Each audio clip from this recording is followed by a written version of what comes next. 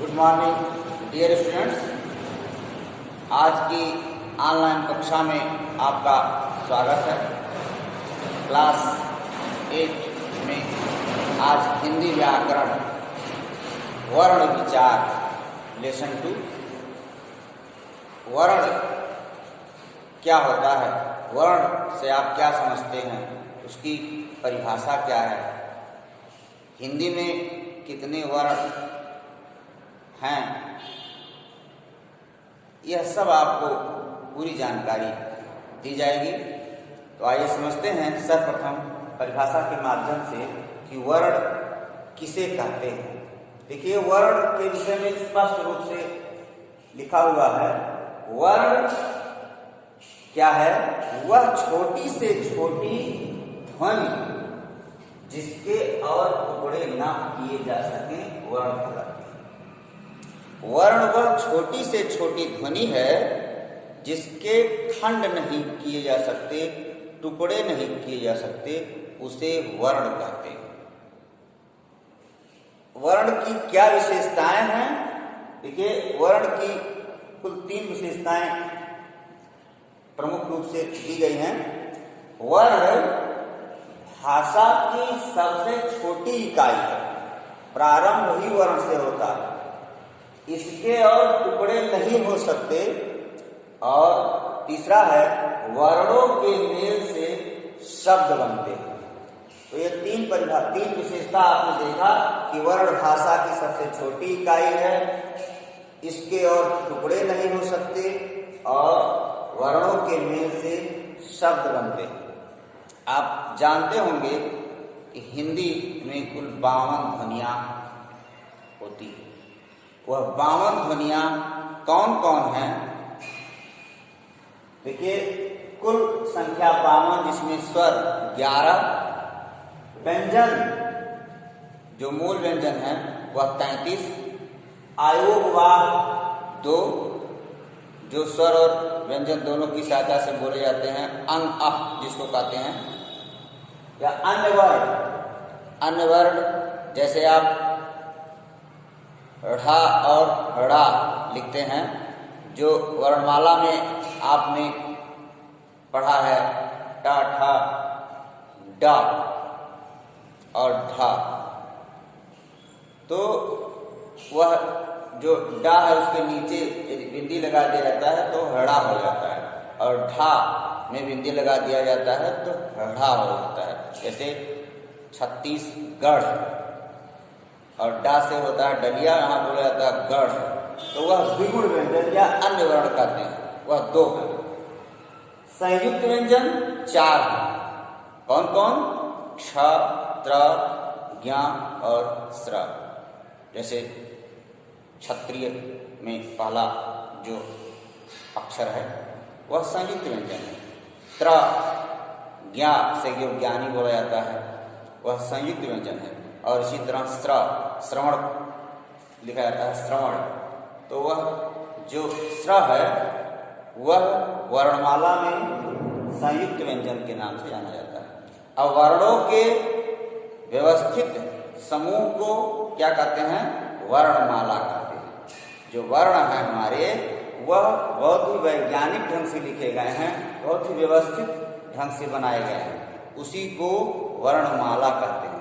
तो इस प्रकार से आपने समझा कि वर्ण किसे कहते हैं। वर्ण वह छोटी से छोटी ध्वनि है जिसके और टुकड़े नहीं हो सकते, उसके और खंड नहीं हो सकते। वर्ण की विशेषता, वर्ण भाषा की सबसे छोटी इकाई, उसके टुकड़े नहीं हो सकते, वर्णों के मेल से क्या बनता है? शब्द बनता है। हिंदी में कुल 52 ध्वनियां आपने पढ़ा, 11 स्वर और 2 अयोगवाह, 33 मूल व्यंजन, 4 संयुक्ताक्षर, इसके बाद में जो है 2 अन्य वर्ण हैं, और यह आगत ध्वनियां भी हैं। यह स्वर है अ, जिसे डॉक्टर लिखा जाता है, तो जो डा के ऊपर आ लगा है वह या आ है, वह आगत विदेशी। और यह जा और फा, यह इन 52 ध्वनियों में इनकी गणना नहीं है, केवल 52 यहां तक है। तो इस प्रकार से अब आइए समझते हैं कि वर्णमाला के भेद कितने हैं? वर्णमाला के भेद। तो आगे देखिए कि वर्णमाला के कितने भेद होते हैं। आप जानते हैं कि वर्णमाला में आप दो भेद, स्वर और व्यंजन। उच्चारण की दृष्टि से वर्णों के दो भेद हैं, एक स्वर है, दूसरा व्यंजन है। जो पढ़ते हैं, मैंने अभी आगे बताया कि अ आ इ उ ये सब 11 स्वर, और व्यंजन का खा गा घा ना चा छा जा जा या टा ठा डा ढा अड़ा ता था दा धा ना पा फा बा भा मा या रा ला वा श श श हा क्षत्र ज्ञान।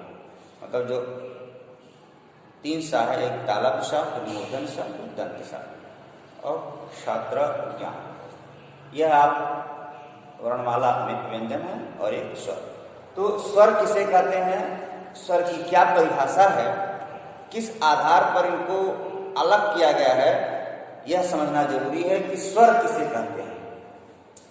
देखिए, स्वर वे ध्वनियां जिनके उच्चारण में अन्य ध्वनियों का सहारा नहीं लेना पड़ता और हवा हमारे मुख से बिना किसी रुकावट के निकलती है, उन्हें स्वर कहते हैं या स्वर कहलाते हैं। स्वर की यह विशेषता है कि स्वर स्वतः निर्बाध उच्चरित होता है। किसी और ध्वनि की सहायता वह नहीं लेता। स्वर जो स्वयं उच्चरित हो, इसीलिए उसको स्वर कहते हैं। और व्यंजन स्वरों के अधीन है। इसी बात को समझ लीजिए कि व्यंजन क्या है, स्वरों के अधीन है। बिना स्वर की सहायता से व्यंजन का उच्चारण नहीं होता। तो आप जैसे का पढ़ते हैं, उसमें स्वर है आ, लेकिन वह स्वर सहित उसमें आ मिला हुआ है, इसीलिए वह उसका टुकड़ा वह नहीं हुआ, फिर भी वह वर्ण है, उसके टुकड़े नहीं किए गए। व्यंजन की यह विशेषता है कि वह स्वर की सहायता से ही बोले जाते हैं और स्वर बिना किसी ध्वनि की सहायता से बोले जाते हैं।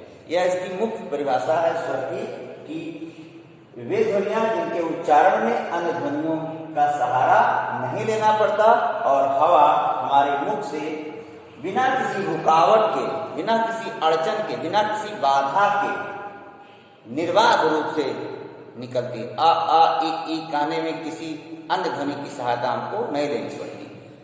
स्वर के भेद कितने हैं यह समझना जरूरी है कि स्वर के कुल 3 भेद हैं, ह्रस्व, दीर्घ और प्लुत।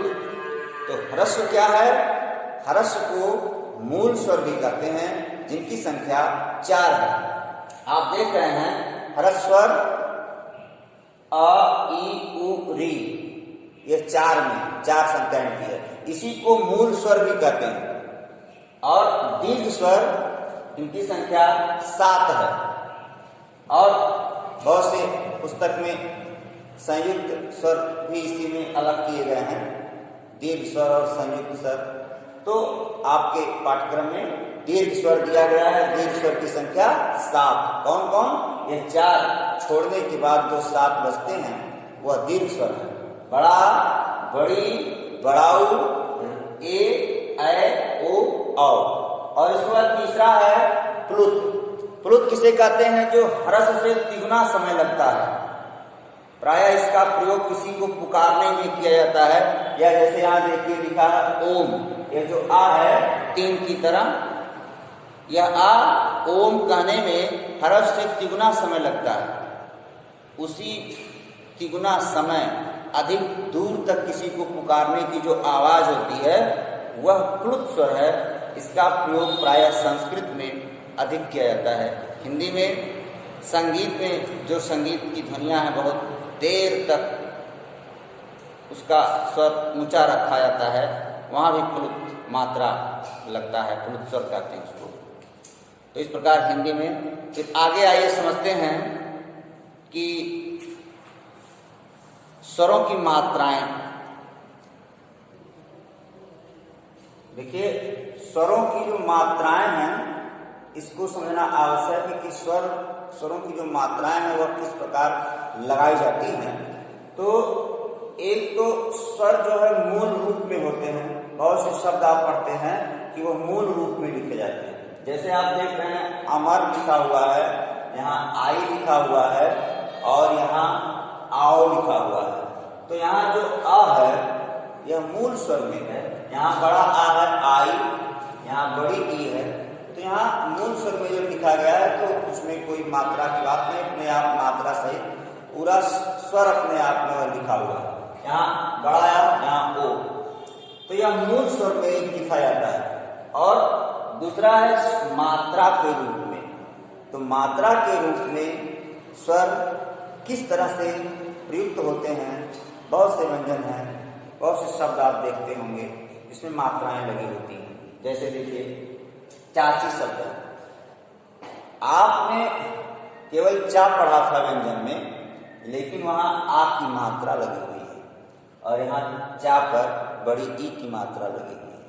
तो यह जो है मात्रा के रूप में स्वरों का किस तरह से प्रयोग किया गया है। इसमें बड़ा आ और बड़ी स्वर मात्रा के रूप में प्रयुक्त है। यहाँ जो चा है केवल चा और यहाँ ये आ की बड़ा होगा तो मात्रा हो गया चा पर, और यहाँ बड़ी। फिर देखिए स्वर कौन कौन से हैं और मात्राएं कौन कौन सी हैं। देखिए छोटा बड़ा, छोटी बड़ी, छोटा उ बड़ा उ, री ए ओ औ। यह पूरे जो स्वर हैं 11 लिखे गए हैं। अब इन स्वरों की क्या क्या मात्राएं हैं। देखिए आ के नीचे यहाँ क्रॉस किया हुआ है, बुरा लगा हुआ है, मतलब यह है कि आ की कोई मात्रा नहीं होती।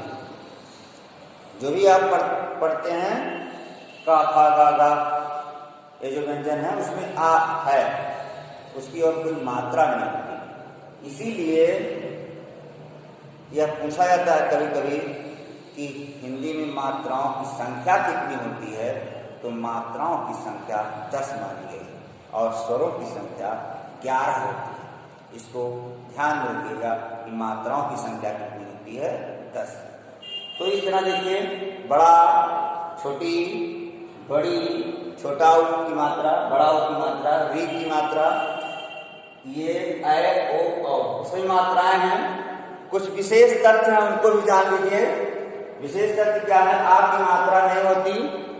दूसरा दिया है उ की मात्राएं, उ की मात्राएं रा के साथ मध्य में लिखी जाती हैं।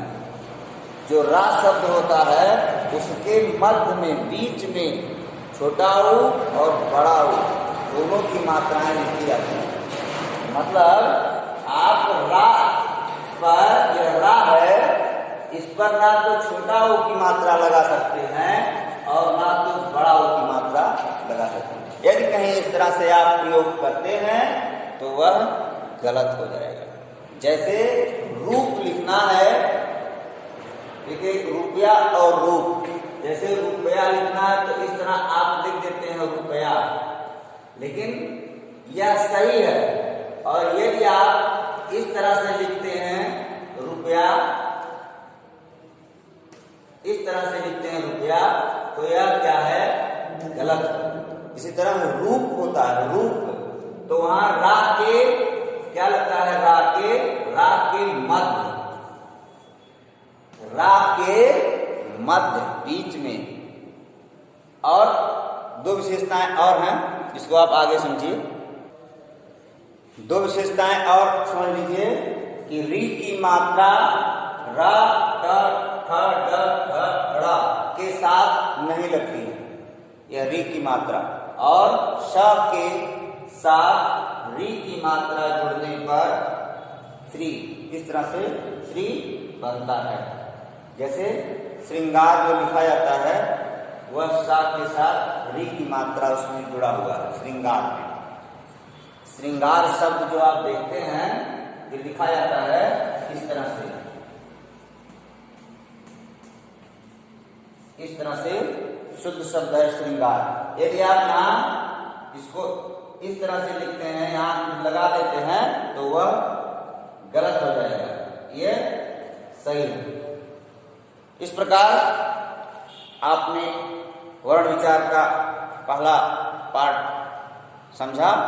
फिर आगे अगले दिन अयोगवाह, अनुनासिक, अनुनासिक, व्यंजन इसके विषय में विस्तार से बताएंगे।